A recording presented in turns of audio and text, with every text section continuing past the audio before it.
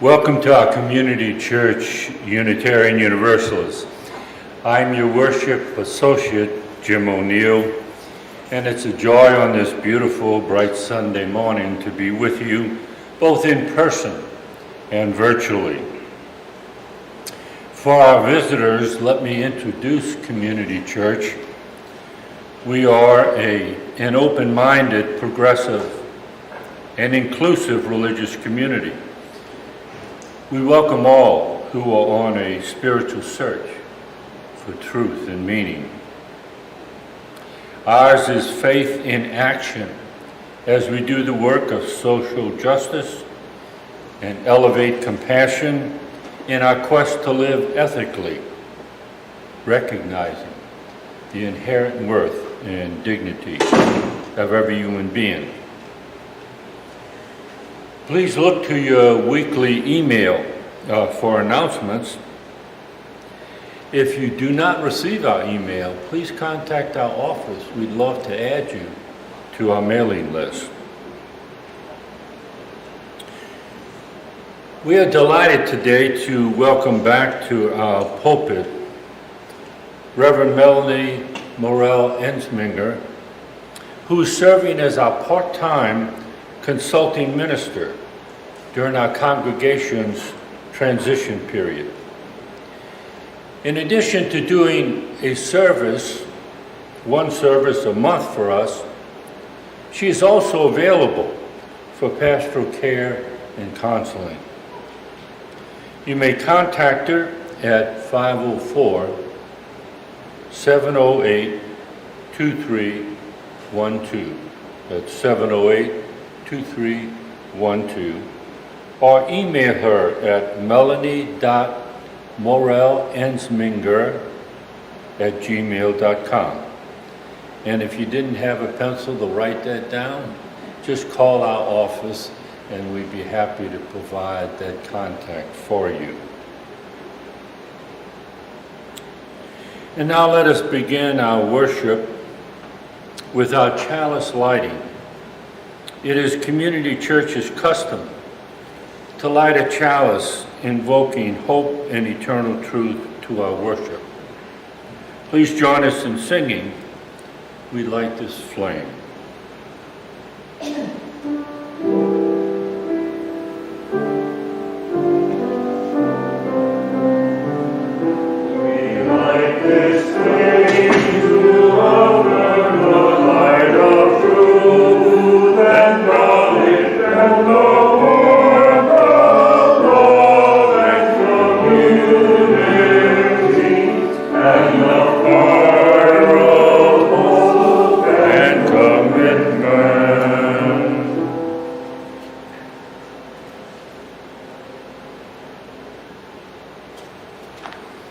And now CCUU's Religious Education Director, Cynthia Ramirez, brings us her word for all ages.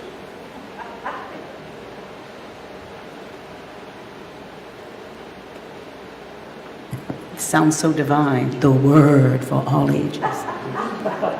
I will bestow it upon you now. This is from the UU magazine. 2006. It's by Jane Rainey Repska. Can you hear me now? Okay. It's called Skeptical of Sacred Stories. Each of us must decide the personal meaning of Passover and Easter stories.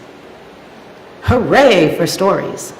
The knee slapper story you hear at a party, the astonishing story that widens your world, the quiet, snuggly bedtime story, the heartwarming story that gives you hope, inspiration, and motivation, even the story that raises your eyebrow. There are a gazillion kinds of stories, and most of them we like. Does this include Passover story or Easter story? Sure it does. For years, I've preached along with my colleagues in the Unitarian Universalist ministry that stories bear truth. And that's a fundamental part of what Unitarian Universalism is all about, the free and responsible search for truth. But then I went to the Museum of Science here in Boston and stumbled upon an exhibit about magic shows. Magic shows, of course, aren't at all about truth. They're about tricking people. And guess what the famous musicians Penn and Teller tell us is the essential basics for trickery? Stories. The story is important as the trick, they said. The story helps you make sense of something you wouldn't believe ordinarily. And then the magician has you. You've been tricked into believing something just plain false. Okay, to state the obvious, just because it's a story, even a religious one, even one that survived through the generation, certainly doesn't make the story true, in any sense of the word. It doesn't necessarily point to the metaphorical truth, nor does it necessarily convey ancient wisdom. The story might reflect an abiding truth, but it might as easily promote a destructive superstition or cruel alternative motive. It might be a trick. On the other hand, certainly a lot of stories, religious or not, are straight up all to the good. And sometimes it depends on how the story is told. When I was a child, my story didn't have much of a grip on the separation between church and state, and so at this time of year, we heard a lot about Jesus dying on the cross.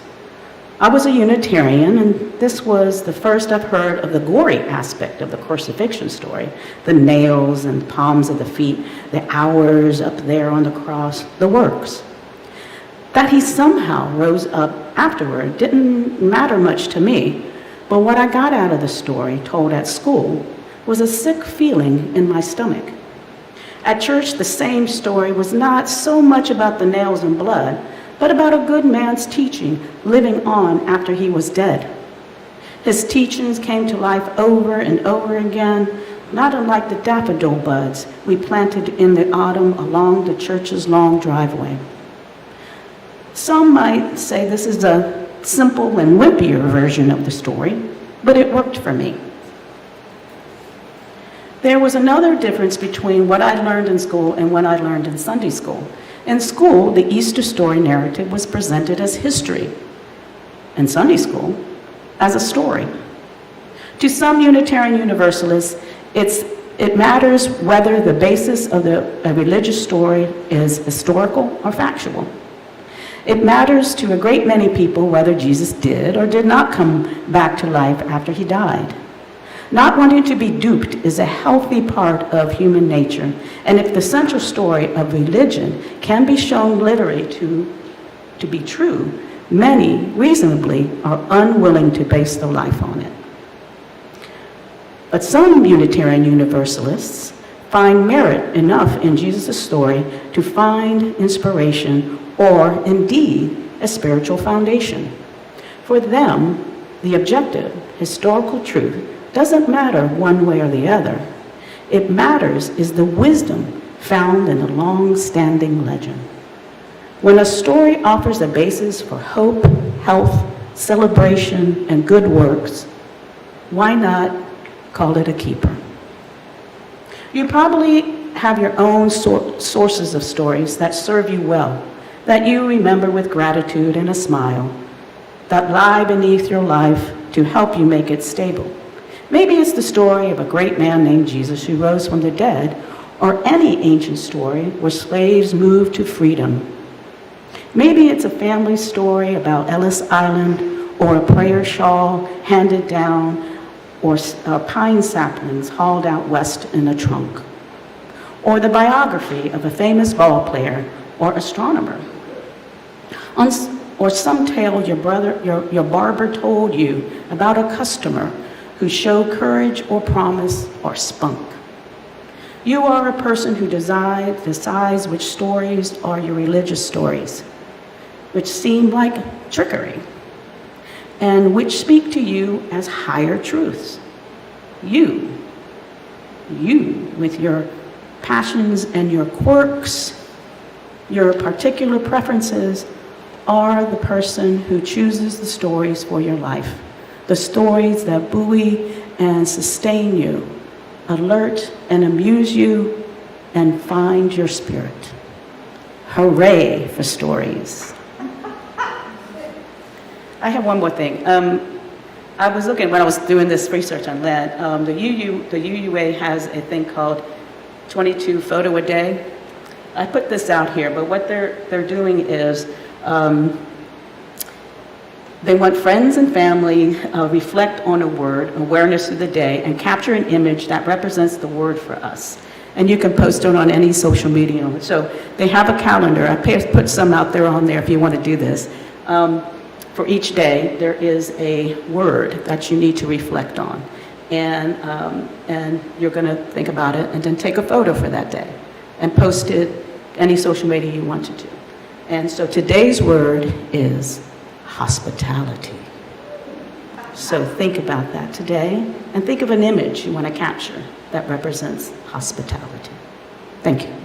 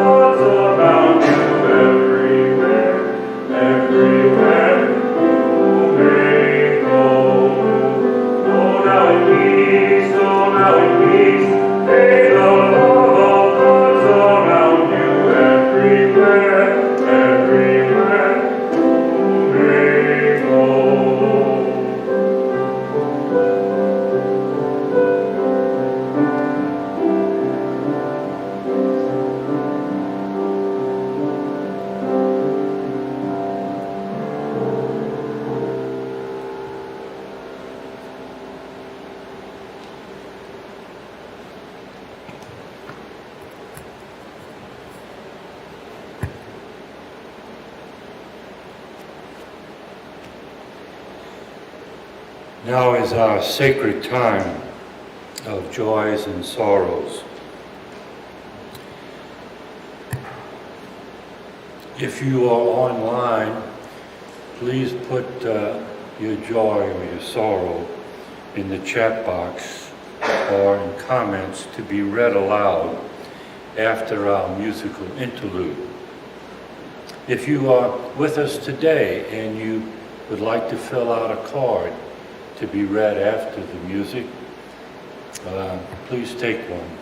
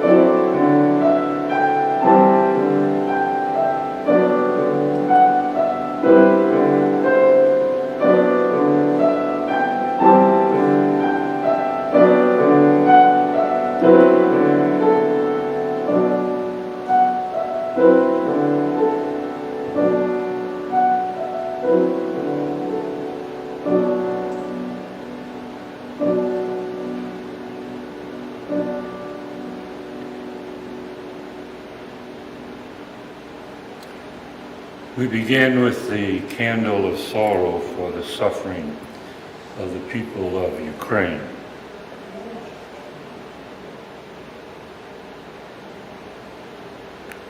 Kathy Larimer, as much concern for the Russian protesters who are so brave in challenging their government. and a joy from Joel and Susie. Our grandson turned 20 this week. How time flies.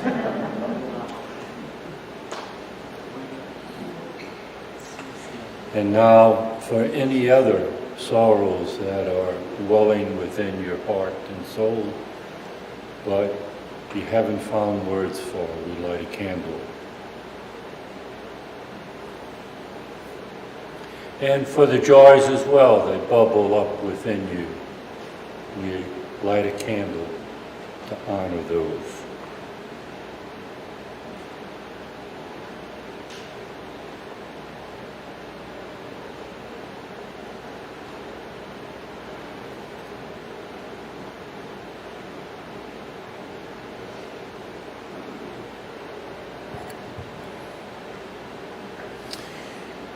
Our reading for today is entitled Relinquishment as a Spiritual Discipline.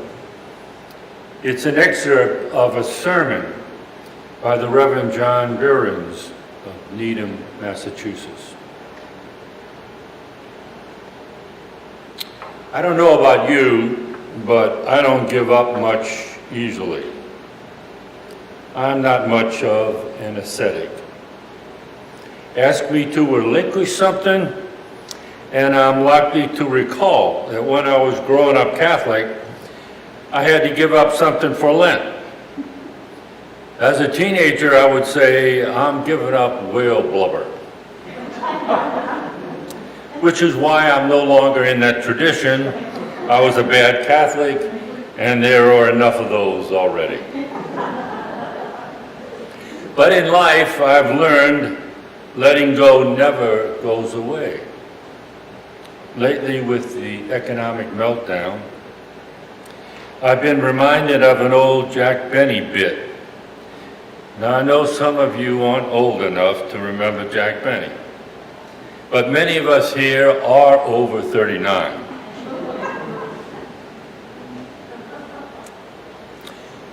Your money or your life demands a robber. Jack just stands there. Your money or your life, repeats the robber. Wait a minute, protests Jack. I'm thinking. The truth is, you're going to give up both, your money and your life, any way you look at it. As my wife likes to say, you never see a hearse towing a U-Haul. To live in this world, says poet Mary Oliver, you must be able to do three things: to love what is mortal, to hold it against your bones, knowing your own life depends on it, and when the time comes, to let it go. To let it go. Friends, I don't know what each of you may be forced to let go of. Perhaps some things. Perhaps some expectations. Perhaps some feelings of entitlement, angst, or bitterness. Eventually, perhaps a loved one. But I do know this. In the end, each of us must finally learn to let go of everything. Everything we have and everything we are. So we need those whom we love and communities like this one to remind us of what abides and sustains. It's not simple or easy, though often sought for, but every relinquishment is a kind of rehearsal for the big ones.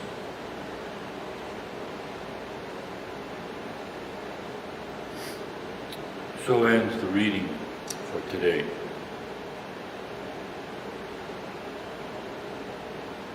And now our offertory.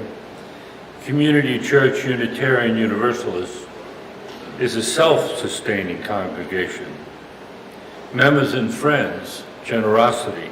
Help us do the sacred work of bringing justice, spirituality, and compassion to our community and beyond. You can give online at ccunola.org/stewardship or by text at 504-370-2659. Text GIVE at 370-2659. You can also send a check to CCUU at 6690 Fleur de Lis Drive, New Orleans, Louisiana, 70124. Thank you for supporting Community Church.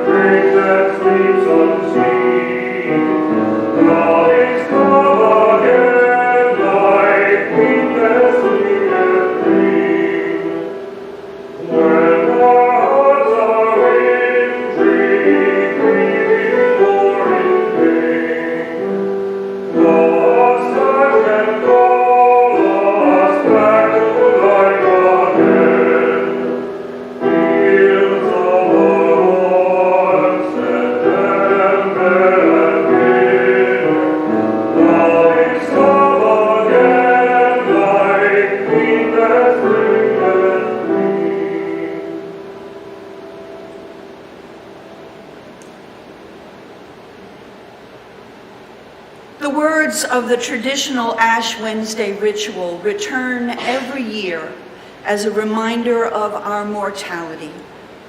Remember, thou art dust, and to the dust shalt thou return. We are humans of the earth, and to the earth we all return. It may well be that after 2 years of a global pandemic, we need reminding less than usual, but maybe not. No matter our stated spiritual stance, most of us tend to live our lives as though we had all the time in the world. Like John Buren's in this morning's reading, I too am a former Catholic, and also like him, part of the reason I became a Unitarian Universalist is that I could not make myself be a good Catholic. Becoming a religious liberal was one of the best decisions I ever made in my life, and I've never regretted it. But in becoming a Unitarian Universalist, I did not stop admiring and being inspired by some important aspects of the Christian faith, the faith that is the foundation and basis of ours. Lent, the season that began on Ash Wednesday, is the lead-in on the Christian calendar to Easter. Its name references the lengthening of days in the spring. The word Lent comes from an old German word for length. But traditionally, Lent has come to mean a time of prayer, penitence, and relinquishment for Christians preparing for Easter. Prayer, penitence, and relinquishment. Whoa, boy, those are some words you don't hear a lot in UU churches. Those are not terms that are widely associated with liberal religion. Many UUs, like John Buren's and me, are at first delighted to leave behind the trappings of our former faiths, things that we felt were too stringent, too imposing, too rigorous, too onerous. Sometimes it felt like anything that made you happy or gave you pleasure was considered a sin. For many of us, myself included, Unitarian Universalism felt like a faith that let you freely make all your own choices and decisions and did not impose or force anything on you. And this is all to the good. But contrary to Mae West's famous saying, too much of a good thing can be a bad thing. While there have been periods in Unitarian Universalism when nearly all vestiges of our Christian heritage have been suppressed or denied or hotly contested, happily, this is no longer true. Today, you can look at the UUA webpage and see a word-a-day spiritual exercise, and as Cynthia has pointed out, an accompanying photo of the day to go with the word of the day, inviting Unitarian Universalists to reflect and meditate on what each of those words and pictures mean for the duration of the Lenten season. And I invite you the next time you're online this season to go to the UUA webpage, look over the words and look at the pictures and think about their meaning for you. There's even a hashtag UU Lent. Who'd have thunk it? But those daily Lenten meditation words and photos aren't the only change in Unitarian Universalism. Perhaps surprisingly to some UUs, today there are UU congregations that have Ash Wednesday services. UU churches that offer weekly Lenten Vespers. Some of those are just online, but still. There's UU congregations that for years have had rituals on Holy Thursday and Good Friday. Suzanne Meyer used to tell a very funny story about a Good Friday ritual at First Church Chicago, and someday I may tell you that story. In some places, the idea of UU Lenten services is old hat. The church I served in Chattanooga, Tennessee for 9 years in the 1990s held an annual Ash Wednesday service that we shared with a local African American Christian congregation. It was a CME congregation. And if you think it was easy for me to get there to do the ritual after I'd been in New Orleans for Mardi Gras all day, you're wrong. Now, I suspect that most of my parishioners who regularly attended that Ash Wednesday service were originally more drawn by the chance to worship in a fully interracial setting than by a wish to mark Lent. But I also suspect that their motivations may have shifted over time. It may be hard for some UUs to hear, but discipline of some sort is necessary in religion and spirituality. A religion that tells you you can do or believe anything you want is not much of a religion. A faith that does not ask much of you cannot command a deep commitment from you. Maybe all of Unitarian Universalism could use a little Lent, a little of that prayer, penitence, and relinquishment. It's never a good idea to throw the baby out with the bathwater. Even Unitarian Universalists sometimes need times of prayer, penitence, and relinquishment. The staunchest religious liberals, even the atheists, may find that it's good to have opportunities for reflection, to see what in our lives needs to be repented and atoned for, what behaviors, habits of thought, and destructive tendencies we ought to give up, and how prayer and meditation might play an important role in our spiritual lives.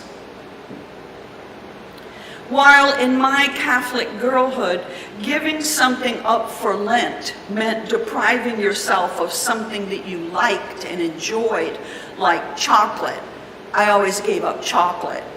But practicing a Lenten spiritual discipline does not mean having to deprive ourselves of pleasure or making ourselves miserable.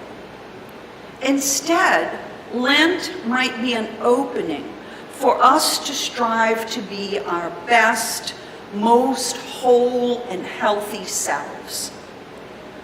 For today's religious liberals, relinquishment might mean giving up an unhealthy dependence or an addiction to smoking, drugs, or alcohol. Or it might mean learning to undo an unhealthy habit like overeating or overspending. You might, just for Lent, stop doing an addictive internet habit like incessantly going on Facebook or Twitter, guilty, or playing online solitaire for too many hours. Okay, guilty again. You could train yourself, even if just till Easter, to give up worrying about all the things you can't change. Or you could give up nagging your partner or your children, or whining to your friends about your partner and your children. You could work on bettering your destructive personal habits, like explosive anger, or name-calling, or gossiping, or keeping all your emotions bottled up and unexpressed. On a macro level, you could start learning to relinquish the trappings and habits and ingrained ways of thought of white supremacy. If that is your path, I'd be happy to recommend books for you to read during Lent and beyond. John Burens suggests relinquishing your sense of control. That's useless. Or your denial of death. Equally useless. You just might find that the spiritual discipline of doing something good only for Lent makes it easier to do it all the time. At the very least, this kind of spiritual spring cleaning will be a good thing. Lent can be a good time for discovering a paradoxical but essential spiritual truth, that giving up something in our lives makes space for something else to enter in. That letting something go opens up room for something else to fit in. But it takes courage to let go. You have to feel confident, have faith that the new thing, whatever it is going to come along in time, like a swinging trapeze bar in a circus act. Danan Perry wrote of this in Warriors of the Heart. She wrote, "Sometimes I feel that my life is a series of trapeze swings. I'm either hanging on to a trapeze bar, swinging along, or for a few minutes in my life, I'm hurtling across the space in between trapeze bars. Most of the time, I spend my life hanging on to dear life onto my trapeze bar of the moment. It carries me along at a certain steady rate of swing, and I have the feeling that I'm in control of my life. I know most of the right questions and even some of the right answers. But once in a while, as I'm merrily or not so merrily swinging along, I look out ahead of me in the distance, and what do I see? I see another trapeze bar swinging towards me. It's empty. And I know that this new trapeze bar has my name on it. That's my next step, my growth, my aliveness, coming to get me. In my heart of hearts, I know that for me to grow, I must release my grip on this present, well-known, familiar bar to move to the next one. And each time it happens, I hope I won't have to grab that new one. But I know I must totally release my grasp on my old bar, and for some moment in time, I must hurtle across space before I can grab onto the new bar, and each time I am filled with terror. It doesn't matter that in all my previous hurdles across the void, I've always made it. Each time I'm afraid that this will be the time I miss, that I will be crushed on unseen rocks in the bottomless chasm between bars. But then I do it anyway. Transforming our need to grab that new bar, any bar, is allowing ourselves to dwell in the only place where real change happens. It can be terrifying, but it can also be enlightening. Hurtling through the void, we just may learn to fly. So ends that quote. Lent can be a good practice in learning to let go of what we ought to let go of, learning to relinquish that which holds us back from growth, from being our best self, to open ourselves for transformation, to reach out for that next trapeze bar headed our way. And when we let go, as John Burens reminds us, we may find we discover what is real, what abides, what sustains. I recommend that we each, in our own way, take this opportunity. Amen, Ashe, Shalom, Salam, Namaste, blessed be. Our closing prayer comes from Jane Zepka. O Spirit of life and renewal, we have wintered enough, mourned enough, oppressed ourselves enough. Our souls are too long cold and buried, our dreams all but forgotten, our hopes unheard. We are waiting to rise from the dead. In spring, the season of steady rebirth, we awaken to the power so abundant, so holy, that returns each year through earth and sky. We will find our hearts again and our good spirits. We will love and believe and give and wonder and feel again the eternal powers. The flow of life moves ever onward through one faithful spring and another, and now another. May we be forever grateful. Alleluia. Our service here is ended, but service in the wider world remains for us a continuing responsibility and an ever-renewing source of joy. Go from here and make peace.